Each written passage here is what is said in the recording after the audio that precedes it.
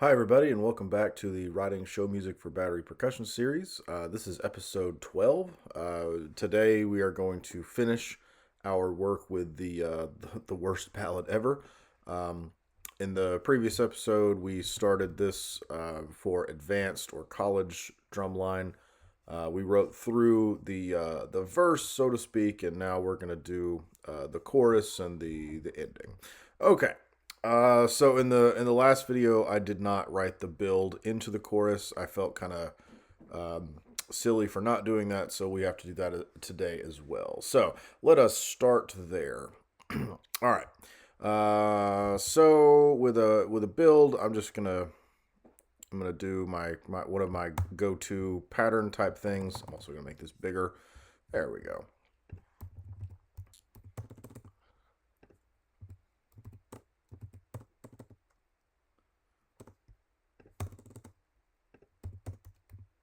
Okay.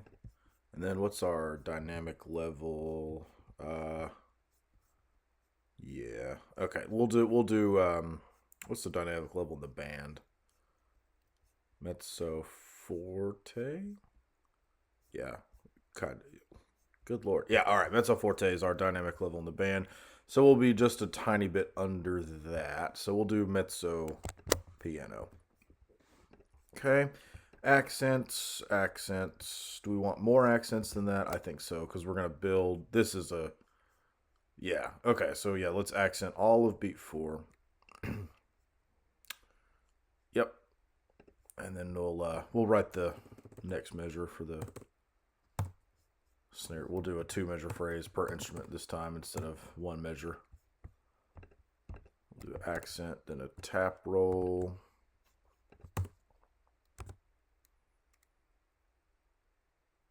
Okay.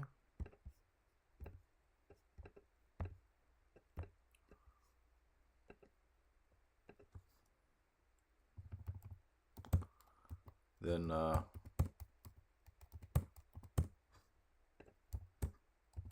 basically this is just a triplet rim shot with inner beats added to it. Um, it's not something I normally write, but we'll have some fun with this today. All right, so you know what? Since the band is basically crescendoing here, I want to go back down to piano here to make it more impactful. So we're at fortissimo here, so I'm going to do fortissimo here. We'll do a forte here, and then crescendo. We're not crescendoing here, but we've got a big hit on this beat, so we'll grow into it. I think that'll be fine. Okay, very good. All right, so there's the 2-measure build on tenor or on snare. Now we move on to tenors. Let's see, what are we coming out of? Nothing. All right, good.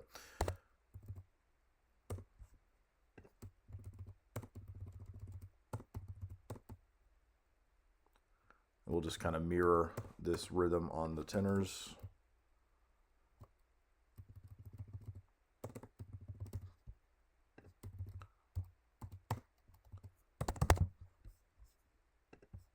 Except we'll do both hands here, and this will probably be a right, left, left when I get the stickings added in. Did I add stickings in the last time? I did not. Okay, good. All right, so we'll do that at the end for the recording. All right, so now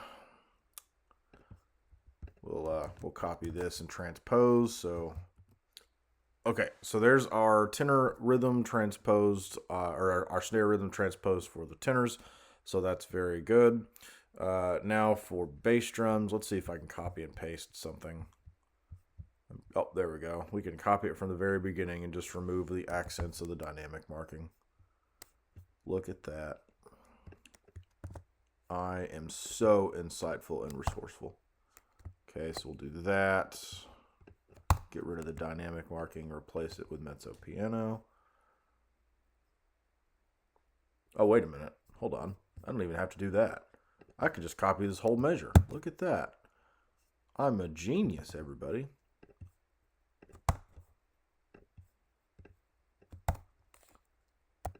Yeah, look at me go. All right, so let's see. Mezzo piano. Then we're going to crescendo up to forte here. I'll write that in a second. After I get the rest of the measure written out, or the rest of the phrase. And I think we're just going to do some just full beat per drum notes right there in bass 1 and 2. Now I won't do the 16th interbeat thing because I don't think that's going to project very well on bass drums or as well as it would on snare and tenor. So I mean you do what you want, but that's what I'm going to do. All right, so forte here, and then piano. Actually, since we're kind of meeting them during the middle of a crescendo, we'll do mezzo piano. Just so that things go theoretically a little bit more evenly. And then we do another crescendo here. And this is one of the things I wish Finale would do. Like if I have a crescendo that I want to start on this note, it automatically puts it right underneath the note, and it kind of just puts it right in the middle of this mezzo piano symbol. I wish Finale would have an algorithm that says if dynamic marking exists, move it to a certain pixels away. But whatever, we won't sink beneath our anguish too much on that. All right, so now the cymbal parts. We'll do half note crashes. There we go. We won't accent that one because it'll be at mezzo piano, but we will accent this one because it will be above mezzo piano. And then dotted quarter notes. And then I think maybe something like that, where we're all at fortissimo now. And we've got the accents. Very good. And I think instead of going to a forte here and then going back down to piano, it doesn't really make sense for the cymbal players. So I'm just going to put one long, giant crescendo right here. And that'll just be, maybe that'll sound weird on the computer. I don't know. We'll figure it out later. But that to me makes the most sense. Because they're all coming back up from piano, and they're going to get there really quickly. So I think this will be fine. Okay, so now we've got the build written, and we're only 10 minutes of raw footage into the episode. That's fantastic. Oh, wait a minute. I did want to do this too. So I want to go to the edge on the snare drums and come back to the center here. Very good. Okay, so now we've written the build for the chorus. All right, so the chorus, I want to accentuate 2 and 4 basically, and we're gonna, instead of soloistic like we did here, we're gonna do everybody in the battery playing. So yeah, let's go ahead and do that. So I will go back to one of my default patterns.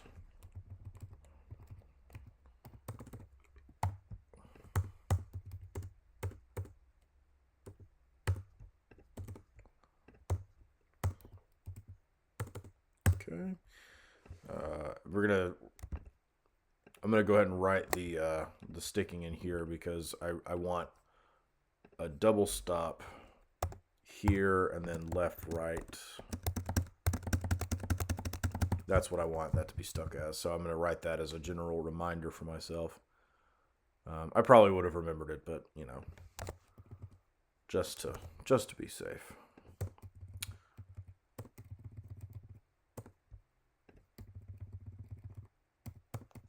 I guess we're going back to 1 measure per drum this for the chorus. That's fine.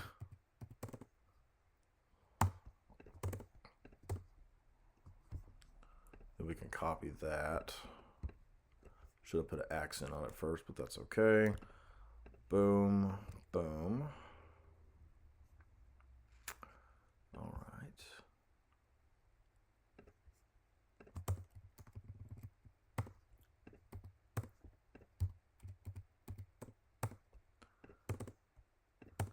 And we'll even give the bass drum some 16th note unisons in here.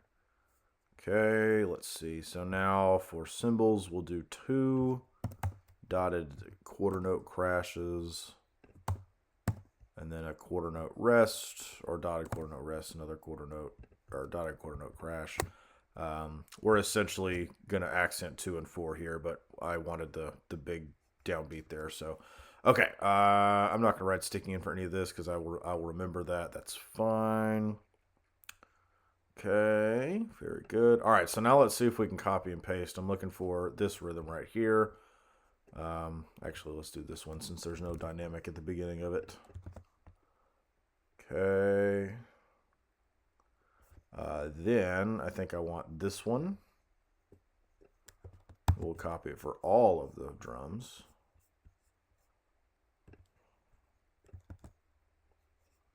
We'll get rid of that and the dynamic markings.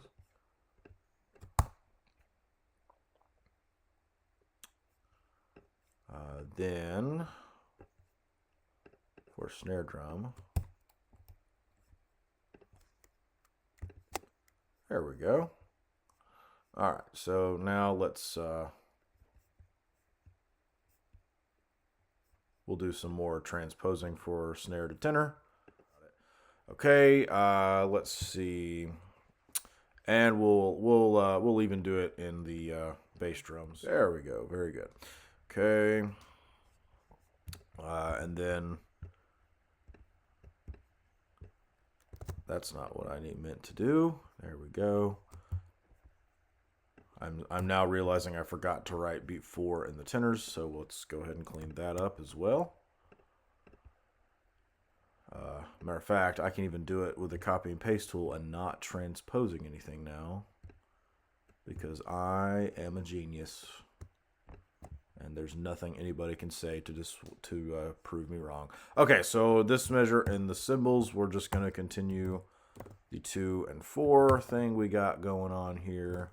Very nice. We're going to accent all of those. All right, there's the first 2 measures of the chorus.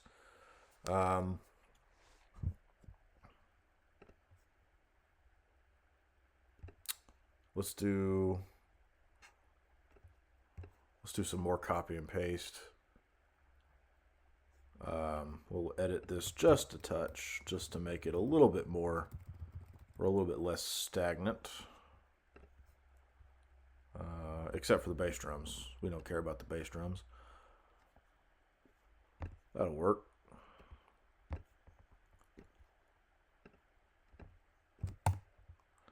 Okay, still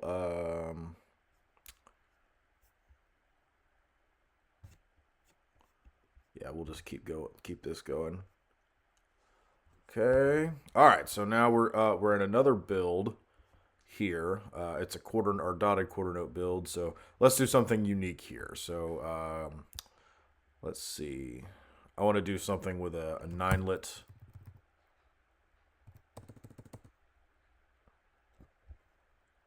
or 3 16th note triplets, because that's essentially the same thing in compound time signatures.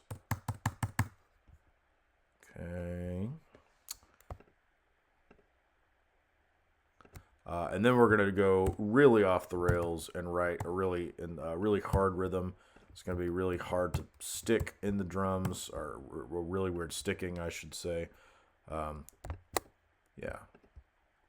There we go. Okay, let's see. Then more accents and diddles. That's not what I meant to do. Very good. Okay. So now, yep, just transpose. Okay, then accents on each of these. This is going to be a Shirley Murphy with a 3-stroke in it, which for those of you who just heard that and went, what in the world are you talking about? This particular sticking pattern is called a Shirley Murphy. The right, left, left, right, right, right, and then the left is just an additional 3-stroke roll. So that's where that garbledygook came from. Okay, so the bass drums, I'm not going to have them roll here, but I am going to have them do some 30-second notes. Now, I don't think I've written any rolls for the bass drums in this chart, and perhaps I should talk about why. All right, so now we're going to add... Oh, wait a minute. We're going to do a cymbal part first, which is just going to be 3 dotted quarter notes that we're going to crescendo. Now we're going to add dynamics. So here, here, and here, and then crescendos up to fortissimo. I'm really excited about this rhythm. I really think that's going to sound cool. We're going to add accents to these 2 crashes, and now we're going to add the crescendos. There we go.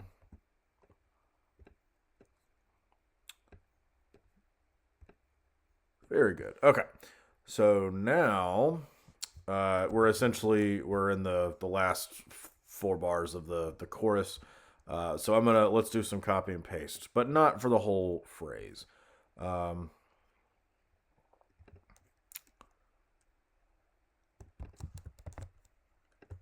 Okay, now in the cymbals here, we're going to start doing crashes on every beat. That's just something I like to do if I'm copying the first part of a 8-measure phrase from the first 4 bars, just to make things sound a little bit more pushed forward. All right. Oh, hold on. I didn't accent those earlier, did I? Nope. What are you doing, Robbie? All right, there we go. Okay, so let's see. We're going to copy these to be... Oh, excuse me. What are we doing? No. Copy. Thank you. Okay, then we're going to do... Then we're going to do duple rhythms for beats 3 and 4. And we're going to feel a little bit bad about ourselves because we're essentially going to be putting 3 notes in the band against 4 notes in the battery. Sometimes this works depending on the skill set of your performers, the time of day you're asking them to play. But it sounds really, really cool if it works. And I'm not going to feel so bad about doing it here because only 4 instruments in the band are doing it versus everybody else having a half note. So this is one of those times where I would tell the band director, "Hey, we're going to take a risk here. If it works, great. If it doesn't, we'll change it, and you just need to have a backup plan."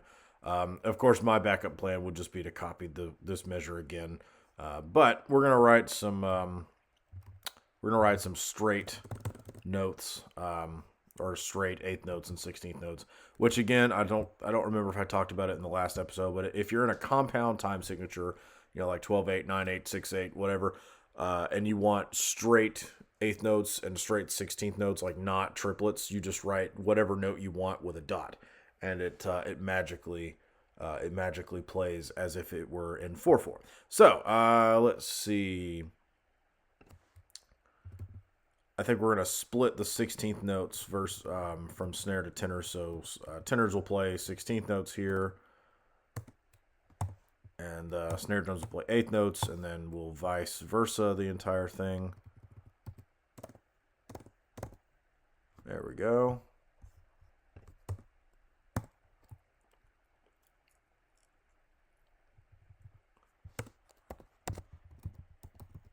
Awesome.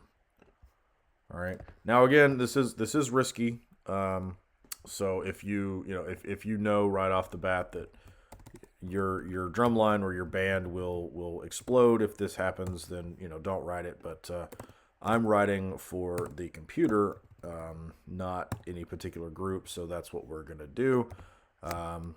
Yep. All right. Very good. And then we can. Oh, wait a minute. I did not write these.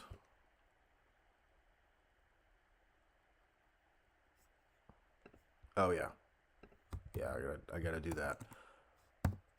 You gotta write the cymbal part before you move on. All right, so you can, if you're worried about your cymbal players not being able to comprehend straight 8th notes in a compound time signature, you can just keep going 4 dotted quarter notes. It'll be fine. But again, I'm not writing for anybody specific. I'm writing for my computer. So there you go. All right, let's see. Now we will we will copy and paste this one.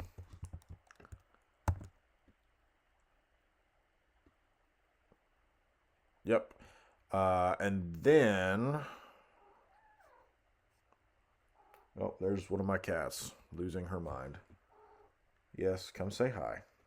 Thank you.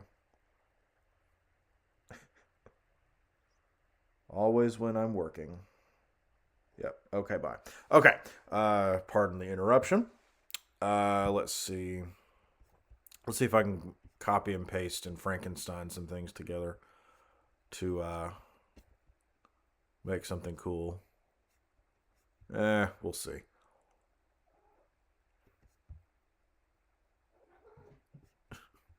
My cat is not done with her interruption. Come here. Maybe I'll put a picture of my cat that's currently interrupting my workflow on the screen right now. Oh, okay. Thank you. All right, bye. Except not. She's coming back.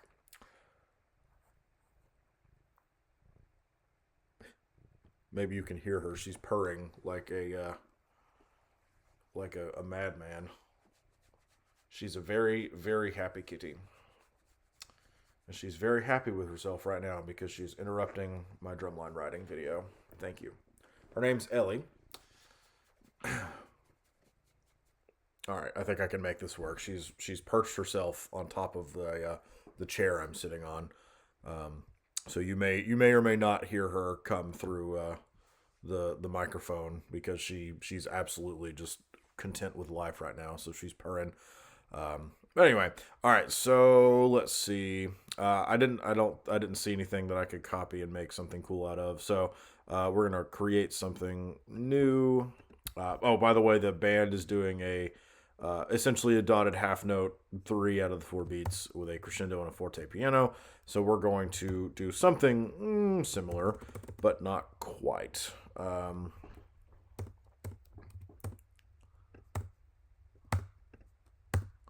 We're going to do something like this. Our piano will be here on the first note of the roll. And then we're going to accent this rim shot and then this whole beat. Okay. Yep. All right. We're going to do that. And since I'm going to do a lot of arounds, so we can't really use the transpose percussion tool. So bear with me real quick. All right, so fortissimo here. We're just going to crescendo through the roll.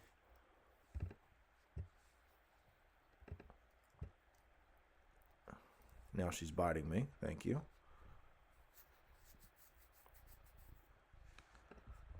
She loves to bite me.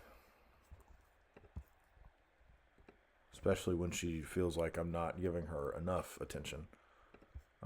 Which, how dare I do work at my house that I paid for with my own money? I must have offended her. She's now walking away. God. Okay. Maybe she will leave me alone for the rest of this video. One can only hope, but we'll see. All right, so again, no rolls in the bass drum just to make my life as the instructor a little easier. But we will accent all of these just because I want the bass voice louder than everybody else there. You know what? We'll just accent everybody. How about that? There we go. Now everybody's treated fairly and equally. Oh my goodness. Okay. Let's see. We're just going to do a whole note crash in the cymbals, or a dotted whole note because we're in 12/8. Okay. Remember to save your progress always because you never want to lose anything you've written, especially after 30 minutes. Okay. So the next measure, I changed this from the beginning version to this version because I couldn't really line up the audio files, so I just did a forte or a fortissimo and then added another measure. It was a fortissimo with a fermata, but I think this way will work a little better. So, and that's what we're gonna do. So for this measure, we're just gonna do a buzz roll with no perceivable pulse. Now, normally, if I were going to show this to the drum line, I would make this note a slash. But since no one's going to rehearse this, I'm not going to take the time to do that. But I will put accents over it because they're also accented here. And then what we're going to do is we'll go down to piano. Let's see if I can copy something. Hey, that'll work. Just not in the cymbal part, but we can change that. Okay. And we'll start at mezzo forte. Because I mean the band is also at fortissimo, but I don't want to crescendo from fortissimo up to 3Fs in the battery, because that's usually what I'm writing for, regardless of what I'm writing for. Maybe in college I'll go up to 3Fs, but usually the highest dynamic marking I'll write for is fortissimo. But we'll stay here for now. If you go any higher than fortissimo, it kind of becomes like you have my express written permission to overplay and just be abusive to the instruments, and I don't want to do that. So, all right. So no crashes here, but we will do them here on beats 3 and 4, and we'll just do split eighth notes. And we don't need to crescendo at all in the cymbals because we're already at fortissimo, so that's very good. Okay, now here we've got basically the copy and paste tool from the first two measures of the beginning. So guess what we will do with the battery? Very good. Here's a random measure at the end that shouldn't be here, so we'll get rid of that. And then we've just basically got a whole note ending, so let's make something cool out of that. Actually, let's do this. We'll change this just a little bit. We won't do a crescendo. We'll just go back to forte.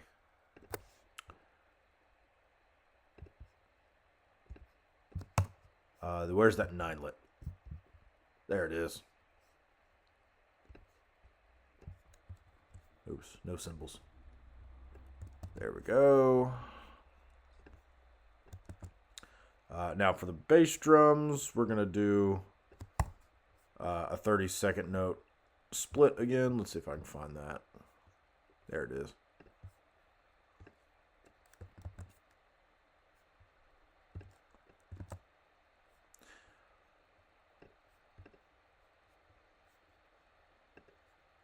Okay. And then we're almost done. I think I will finish this with a rim shot in the snares and tenors. Now for the cymbals, we're just going to do that. We won't go down to piano in the bass drums either. I just saw that. Okay, we will start at forte. So, yep, all right. And we'll go forte here, fortissimo here. I don't really think we need to crescendo. We might as well. Let's crescendo during the 9-lit. That'll sound really cool. And add some difficulty. Because this is going to be pedagogical, but if you're going to crescendo through this kind of Shirley Murphy plus 3-stroke, you can't just allow the rebound of the drum. You actually have to stroke through the triple strokes. But again, that's pedagogical, and I'm gonna not get into that. Now, because it's just for a video, I'm not gonna make this look any less disgusting. But yeah, so what I'm gonna do now is I'm going to add stickings. Export it all, and we'll listen to it. And yeah, I'm still not done with this series. I think there's still a bunch of stuff that we can do with it. But hopefully we'll get into some more specific topics in the future. Not writing an entire chart from scratch. So again, still not done with the series. So I'm gonna say for now, thanks for watching. I'll see you in the next one.